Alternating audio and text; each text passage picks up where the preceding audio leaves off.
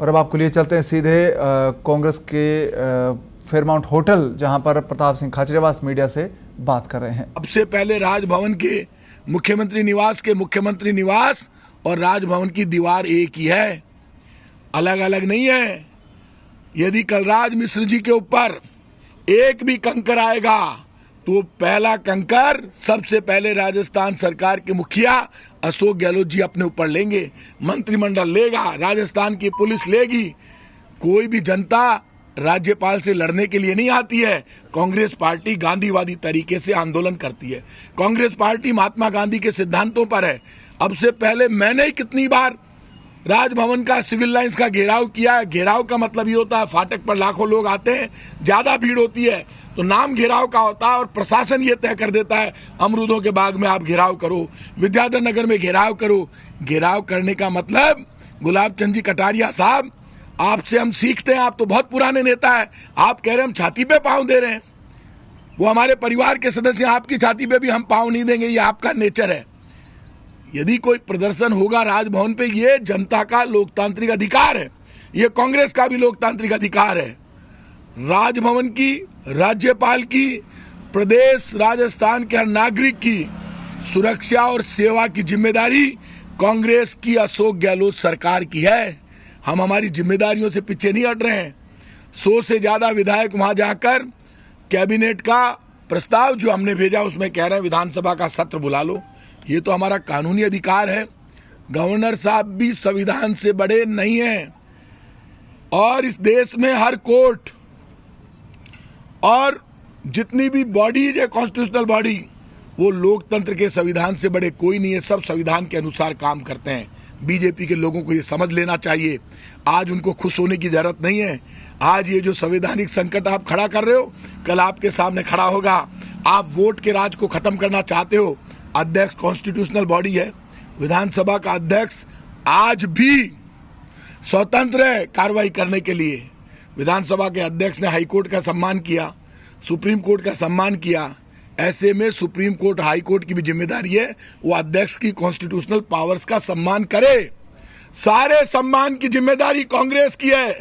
सारा कानून और संविधान में जो कानून बना हुआ है उस संविधान के अनुसार मर्यादा, नियम, कायदे, कानून मानने की जिम्मेदारी राजस्थान के मुख्यमंत्री सिर्फ अशोक गहलोत की है।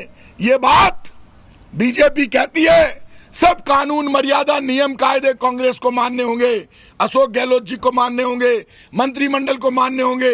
हम तो सब कानून के अनुसार मान रहे हैं, लेकिन आप भी तो मानिए। बीजेपी के गवर्नर बीजेपी के नहीं है। बीजेपी के कार्यकर्ता बनकर गवर्नर साहब नहीं सोच सकते। आज मैं भी गवर्नर साहब से टाइम मांगूंगा, उनसे मिलकर आऊंगा और मिलकर उनसे कहूंगा मेरे उनके बहुत अच्छे रिश्ते हैं, क्या मैं उनके यहाँ चाय पीने नहीं जा सकता? राजस्थान के चुने हुए 100 से ज्यादा एमएलए वहां गए अशोक गहलोत जी के साथ, मुख्यमंत्री जी के साथ। वो आंदोलन करने नहीं गए थे, लड़ने नहीं गए थे। जो भी नारा लगाया उनके सम्मान में लगाया, लोकतंत्र के पक्ष में। वी वांट जस्टिस, ये नारा तो हम हमारे परिवार के मुखिया के सामने लगा ही सकते हैं। कौन? राजस्थान के 8 करोड़ आबादी के चुने हुए प्रतिनिधि वहां गए। इसको बीजेपी मुद्दा बना रही है तो बीजेपी खुल के कह दे कि हम लोकतंत्र के विरोधी हैं। गवर्नर बड़ा होता है, सबसे बड़ी देश में चुनी हुई सरकार होती है। मैं बीजेपी से पूछना चाहता हूं, बीजेपी के नेताओं से पूछना चाहता हूं कि देश में लोकसभा में चुनी हुई सरकार मोदी जी के नेतृत्व में बनी है, वो बड़ी है? या राष्ट्रपति जी अभी कह दे कि मोदी जी ने जो लोकसभा का सेशन बुलाने के लिए भेजा है उस प्रस्ताव को मैं नामंजूर करता हूं, तब बीजेपी का क्या जवाब होगा? ये वैसे ही है जैसे मोदी जी की सरकार को राष्ट्रपति मना कर दे। आज गहलोत जी की सरकार को राज्यपाल जी विधानसभा का सत्र बुलाने को तैयार नहीं हो रहे। मोदी जी को राष्ट्रपति मना कर दे और मोदी जी अपने एमपीज के साथ मिलने के लिए जाए और वहां वो कह दे वी वांट जस्टिस, तब बीजेपी का क्या जवाब होगा वो बता दे। आज तक राष्ट्रपति से मिलने सारे मुख्यमंत्री गए, सारे प्रधानमंत्री गए, हर बार शॉर्ट नोटिस पर। राजस्थान में ही बहुत बार विधानसभा सत्र हुए हैं। आप विधानसभा सत्र परमानेंट तो रोक नहीं सकते।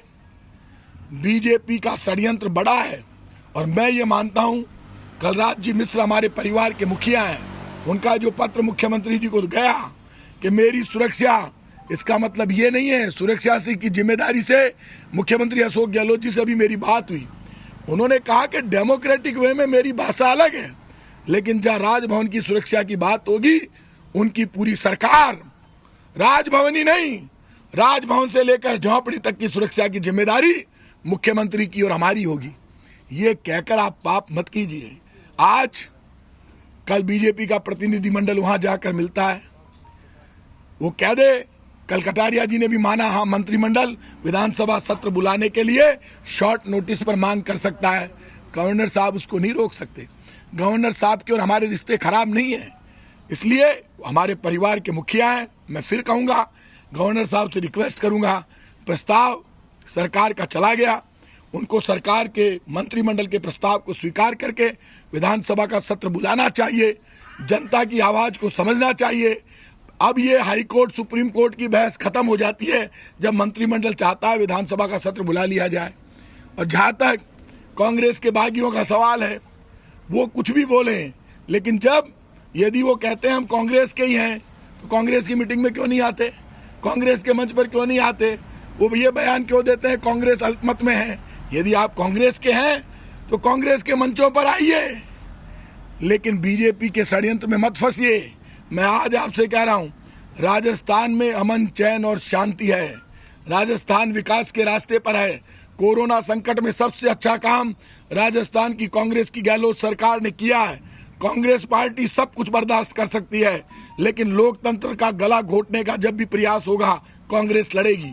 पूरे देश में कांग्रेस ने एक बार फिर आवाज बुलंद की है। इस वक्त तो दुख इस बात का है कि प्रधानमंत्री जी मौन है, गृह मंत्री जी मौन है, भारत की सरकार मौन है। और अब इस वक्त जब हमारे राज प्रमुख के पास जाते हैं तो बीजेपी इसको पॉलिटिकलाइज करती है। कांग्रेस ना डरेगी ना झुकेगी, लेकिन संविधान के अनुसार राजस्थान की जनता की सुरक्षा सेवा करेगी, राज्यपाल की भी सुरक्षा और सेवा करेगी। कोई भी बात कितनी घुमाए, लेकिन सरकार अपने रास्ते पर संविधान के अनुसार चल रही है। और हम हमारे संवैधानिक अधिकारों के तहत जो मांग रहे हैं, वो सब अधिकार गवर्नर साहब को हमें देने चाहिए। यही हमारी लोकतंत्र की सुंदरता है। इस तरह से जुल्म और तानाशाही करने का और ताकत और पैसे के दम पर सरकार गिराने का यदि बीजेपी षड्यंत्र करती है, तो उससे बड़ा पाप कुछ नहीं हो सकता।